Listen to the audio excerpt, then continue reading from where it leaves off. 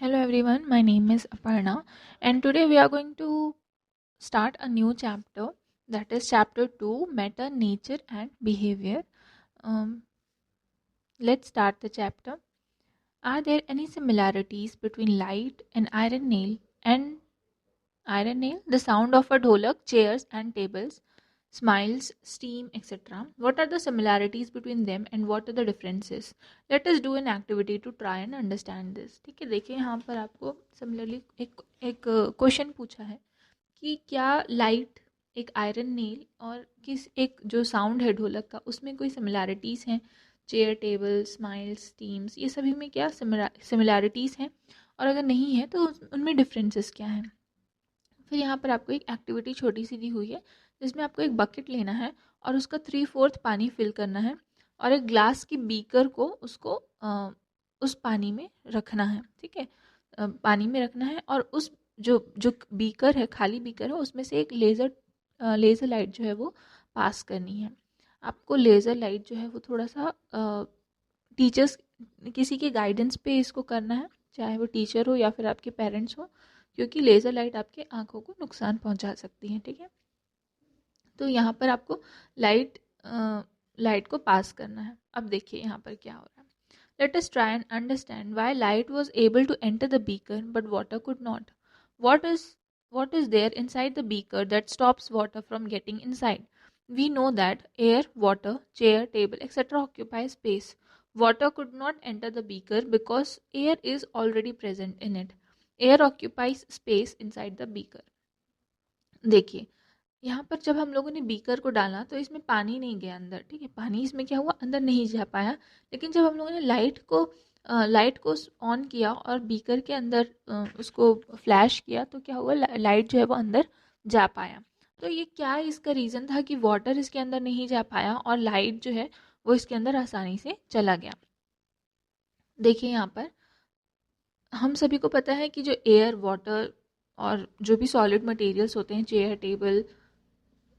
Chair tables वगैरह, वो क्या रहते हैं उसमें, वो कुछ ना कुछ स्पेस ऑक्यूपाई करता है। ठीक है, कुछ ना कुछ उसको क्या चाहिए रहता है, स्पेस चाहिए रहता है रहने के लिए। ठीक है, जैसे कि अगर वाटर वाटर बीकर के अंदर क्यों नहीं जा पा रहा है, वाटर बीकर के अंदर आपका इसलिए नहीं जा पा रहा है क्योंकि उसमें ऑलरेडी एयर फिल्ड है। ठीक है, बीकर में क्या है, आपका एयर फिल्ड है जिसकी वजह से वाटर अंदर नहीं जा पा रहा है। और एयर को भी वहाँ पर रहने के लिए क्या चाहिए, स्पेस की ज़रूरत पड़ती है, जगह की ज़रूरत पड़ती है, तभी वहाँ पर रह पाता है। क्योंकि उस बीकर में ऑलरेडी एयर प्रेजेंट है, इसलिए वहाँ पर वाटर जो है वो अंदर नहीं जा पा रहा है। You must have noticed that a bottle filled with water is heavier than an empty bottle. The weight of an object is due to its mass. The object described above, such as iron nails, chairs, and tables, steam, occupy space and have mass, whereas light, the sound of dholak, smile, etc., neither have mass nor occupy space. Since light does not need space, it is able to enter the beaker. Anything that occupies space and has mass is called matter. Since light, the sound of a dholak, smile do not have this property, therefore they are not matter.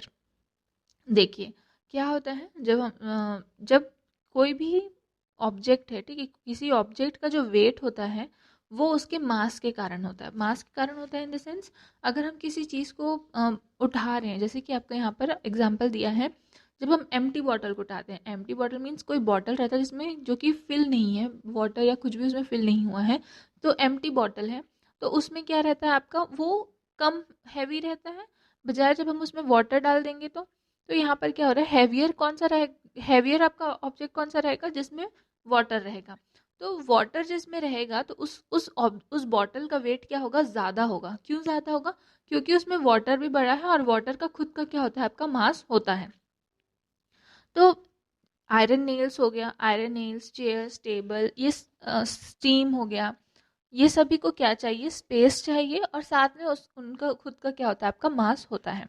वैसे ही अगर हम लोग देखेंगे light की या फिर ढोलक के साउंड की, ठीक है, स्माइल की, तो ये सभी को क्या है, स्पेस की ज़रूरत नहीं होती और ना ही इनका कोई मास होता है। ठीक है, अगर हम स्माइल कर रहे हैं तो उसमें अगर हम स्माइल करते हैं तो उसमें कोई मास नहीं है और ना ही उस स्माइल को किसी स्पेस की ज़रूरत होती है। ना ही हम उस स्माइल को कहीं कहीं किसी जगह पर रख सकते हैं, ठीक है। तो वो क्या है आपका ना तो मतलब मीन्स किसी साउंड को, लाइट को या स्माइल को क्या है, ना तो उनका खुद का मास होता है और ना ही उनको स्पेस चाहिए होता है, ठीक है। तो कोई भी ऐसी चीज़ें, ठीक है, कोई भी ऐसी चीज़ें जिनको स्पेस चाहिए या फिर उनका खुद का कुछ मास है, उसको कहा जाता है मैटर, ठीक है। क्या है, अगर कोई भी ऐसी चीज़ जिसको स्पेस चाहिए, ठीक है, जिसको जब हम कहीं पर रख देते हैं तो वो कुछ स्पेस ऑक्यूपाई कर लेती है और उसका खुद का मास होता है, उसको कहा जाता है मैटर।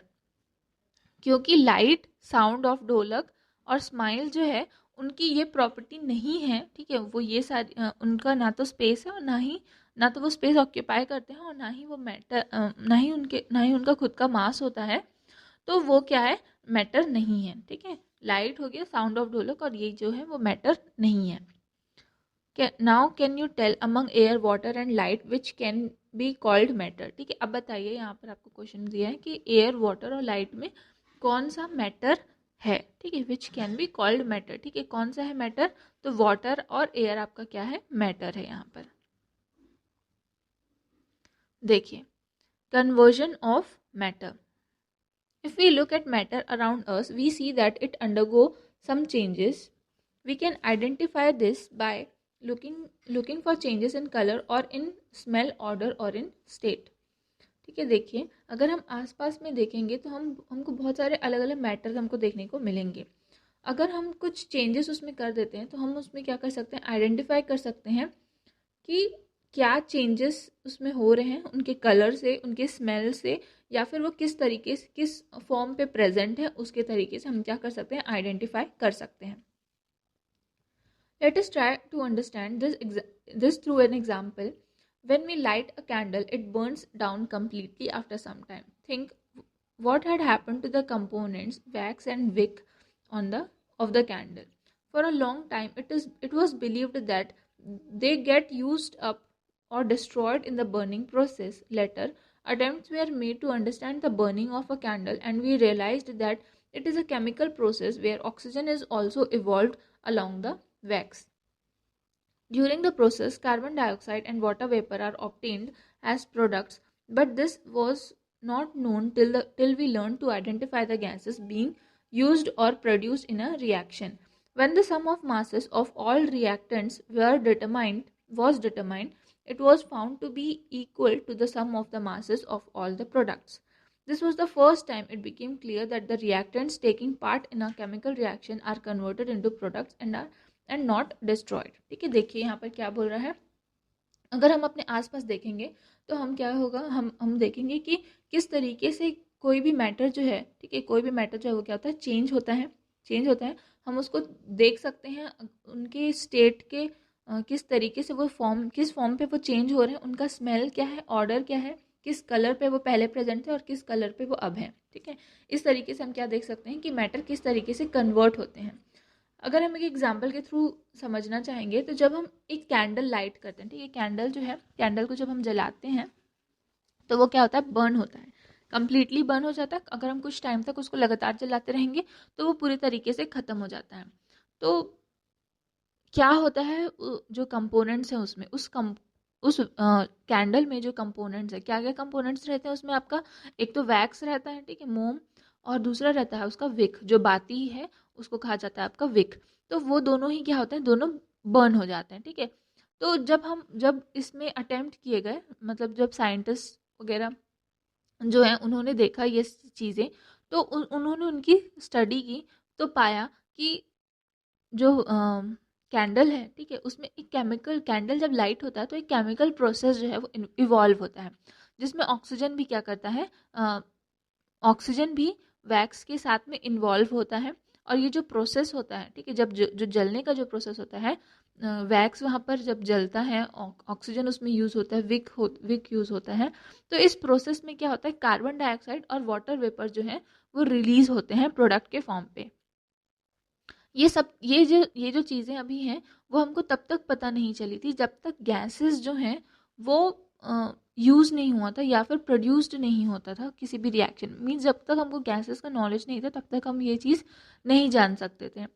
तो देखिए, जब हमारे पास में जितना भी रिएक्टेंट्स होंगे, ठीक है, रिएक्टेंट्स होंगे मीन्स जब पूरा जल जाएगा, ऑक्सीजन हो गया, वैक्स हो गया और विक जो है वो पूरा जल जाएगा, उनका जब मासेस को हम लोग सम कर देंगे, डिटरमाइन कर लेंगे, तो वो मास और जो उसके पहले का जो मास था, इन द सेंस जब जब आपका कैंडल जो है वो लाइट नहीं हुआ था, कैंडल जब जलाया नहीं गया था, उस वक्त पे जो मासेस था विक का और आपके वैक्स का, तो उन वो दोनों ही मासेस क्या रहते हैं, इक्वल रहते हैं।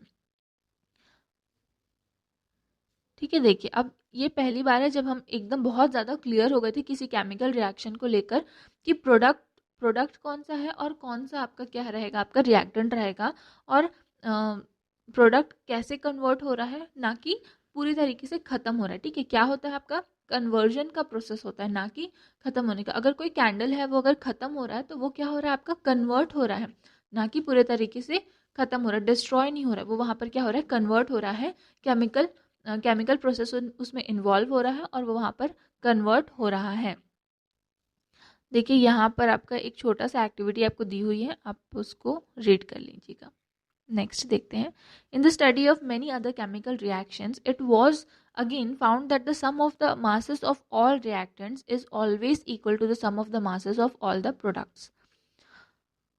देखिए अगर केमिकल रिएक्शंस की जब स्टडी की जाएगी तो पाया जाता है कि जो जितने भी सम ऑफ मासेस हैं, ठीक है, जो जब हम लोग कोई भी रिएक्शन करने से पहले जितने अमाउंट में, जितनी क्वांटिटी में, जितने मासेस में हम लोग जो भी जो भी प्रोडक्ट सॉरी जो भी क्वांटिटी में हम लेते हैं, जो प्रोडक्ट्स वगैरह हैं, मीन्स जो जिनको हमको रिएक्ट करवाना है, वो सारे अगर हम लेते हैं प्रोडक्ट्स जो हैं, तो वो प्रोडक्ट्स और रिएक्शन के बाद का जो प्रोडक्ट्स होगा,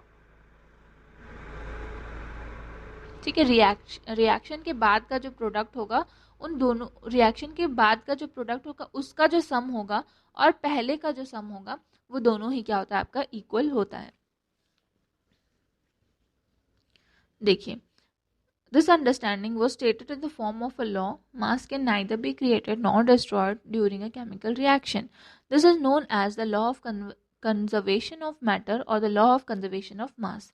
The law was formulated by Lavoisier. ठीक है, देखिए अब इसके अंडरस्टैंडिंग के हिसाब से एक लॉ फॉर्म हुआ जो कि क्या है, आपका मास जो है वो ना तो क्रिएट हो सकता है और ना ही डिस्ट्रॉय हो सकता है अगर हम केमिकल रिएक्शन कर रहे हैं तो। ठीक है, मास can neither be created nor be destroyed during a chemical reaction.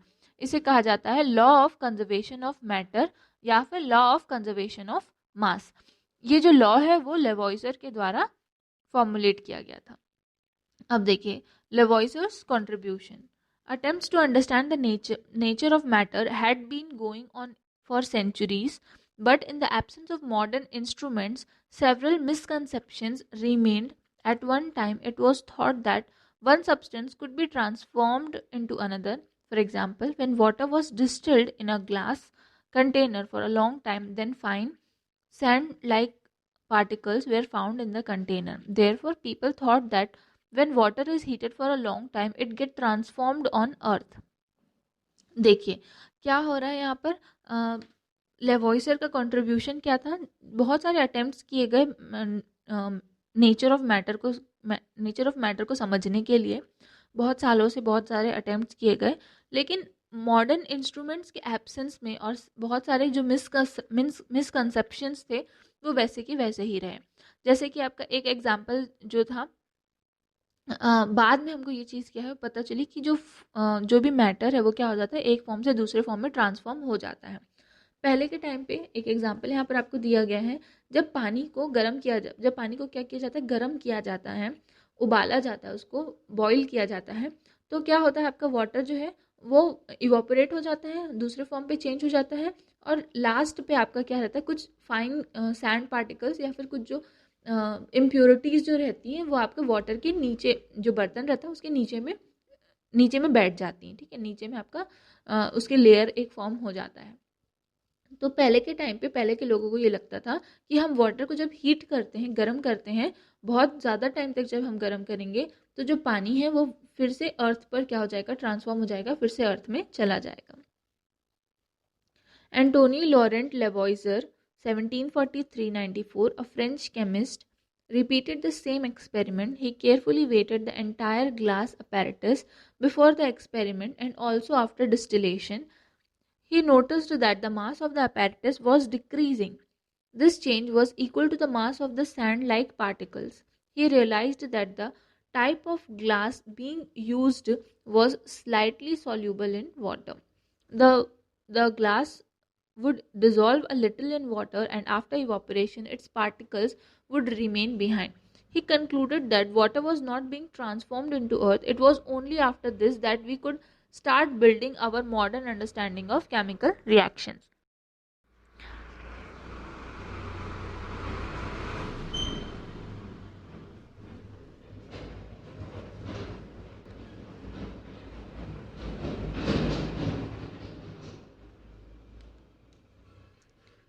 ठीक है, देखिए यहाँ पर क्या हो रहा है। एंटोनी लॉरेंट लेवॉइजर थे, जो कि जिनका बर्थ यहाँ पर दिया 1743 और 94 के बीच में। वो जो केमिस्ट थे, वो एक आपका फ्रेंच केमिस्ट थे, और उन्होंने सेम एक्सपेरिमेंट जो है वो रिपीट किया, और उन्होंने ऑब्जर्व किया, ठीक है, केयरफुली जो ग्लास अपैरेटस था उसको उन्होंने वेट किया, उसका वेट नापा, और एक्सपेरिमेंट के पहले और डिस्टिलेशन के बाद, ठीक है, डिस्टिलेशन जब उन्होंने किया उसके बाद भी उसका वेट जो है वो नापा। फिर पाया कि जब वो एक्सपेरिमेंट कर रहे थे तो जो मास है अपैरेटस का वो भी धीरे धीरे डिक्रीज हो रहा था। अपैरेटस का जो मास है वो क्या होता है, डिक्रीज हो रहा था, और उतना ही जो मास जो डिक्रीज हो रहा था, उतना ही जो उनका जो सैंड लाइक स्ट्रक्चर, जो पार्टिकल्स जो आपका बीकर, हाँ, बीकर के अपैरेटस के जो अंदर में जो सैंड लाइक पार्टिकल्स बन रहे हैं वो वहाँ पर बैठते जा रहे हैं। तो उन्होंने ये रियलाइज़ किया कि जो वाटर है वो क्या हो रहा है, वाटर जो है वो इवोपरेट होकर वहाँ पर सैंड लाइक स्ट्रक्चर जो है वो वहाँ पर बनते जा रहे हैं। तो यहाँ पर उन्होंने कंक्लूड किया कि वाटर जो है वो अर्थ में ट्रांसफॉर्म नहीं हो रहा है। क्या हो रहा है यहाँ पर, वहाँ पर एक केमिकल रिएक्शंस हो रहा है, और अगर हम इस चीज़ को समझ जाएंगे तो